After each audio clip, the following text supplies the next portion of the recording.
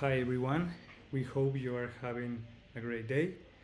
Today we are going to talk about some of the most hard to believe theories around the world. First is the turn of my friend Steph, who is going to talk about the microbiome mind control hypothesis. Hi everyone, and thanks Rodrigo. As you said, today I'm going to talk about the microbiome mind control hypothesis. And this theory suggests that the gut microbiome, besides interfering with digestion and immunity, can also affect our mood, our behavior, and our decision making by specific neurotransmitters that interact directly with the vagus nerve that connects to the brain.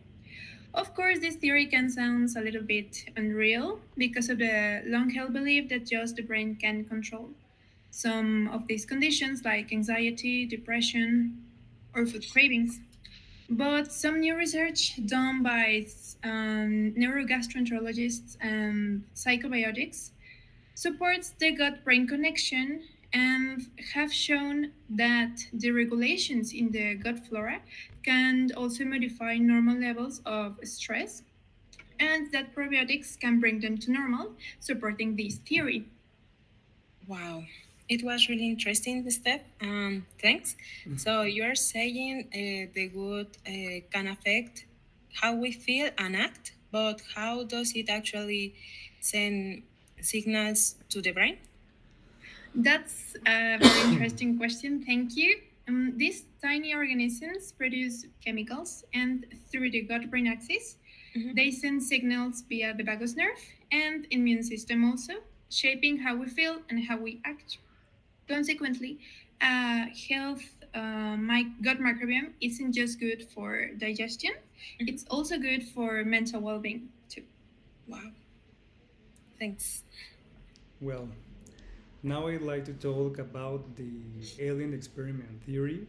This theory suggests that aliens could have arrived to the Earth many years ago and genetically created a human being, having an impact or an influence in their evolution, in their culture, and in the different societies that exist today.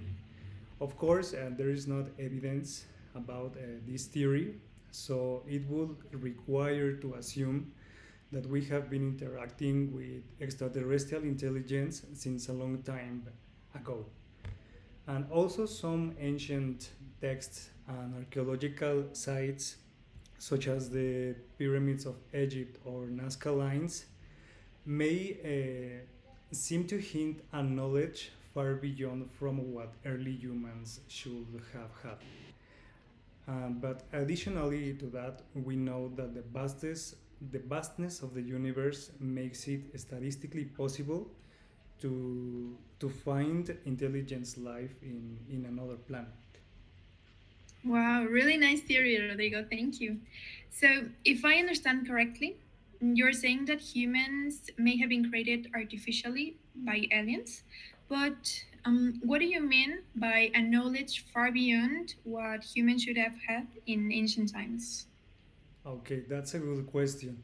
What I mean is that ancient civilizations had a knowledge and a precision in certain fields of the science, such as astronomy or architecture, that even today is difficult to understand how they get it. So that's basically all about my theory.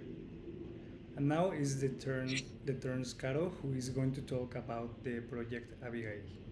Yeah, well, the third theory is Project Abigail, and it's a legend about a secret US experiment to create a super soldier using a scientist daughter, and she supposedly mutated into a violent creature and was locked away in a secret base.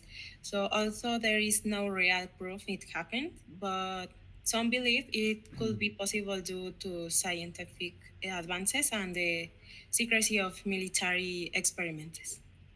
That sounds really interesting.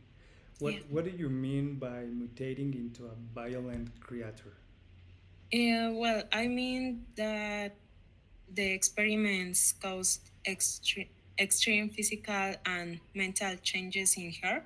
So she stopped being like a normal human, became very aggressive, and act more like a dangerous creature than a person. Okay, thank you, Caro. Yes. Well, and now we wanted to focus on an interesting theory about the terrorist attack to the Twin Towers on September 9. What is interesting for me is that this theory basically suggests that the same government or the same state could mm, plan previously this attack to justify the invasion to Afghanistan. So that's what I think is interesting. Okay, yeah, well, of course, it's understandable that this theory suggesting an internet attack generates so much debate, of course, and the idea that the government of the United States could have orchestrated such a devastating event to just justify the invasion of Afghanistan, it's really shocking. And well, the point of me is that while it's natural to seek alternative explanations for such traumatic events, it's also important to focus and rely on verified facts and solid evidence. Yeah, well, I agree with Steph. And some parts of the 9/11 story don't seem to add up for many people, even though Al Qaeda is official responsibility. And things like the slow military reactions make it hard to fully trust the official explanation. So it's normal to have doubts and want more clarity, but we should also be careful to base our opinions on strong evidence. Okay, Yeah. thank you, girls. Well, that's all about this podcast. We hope you have enjoyed it. Thanks for watching and have a great week. See you. Yeah. Bye. Bye.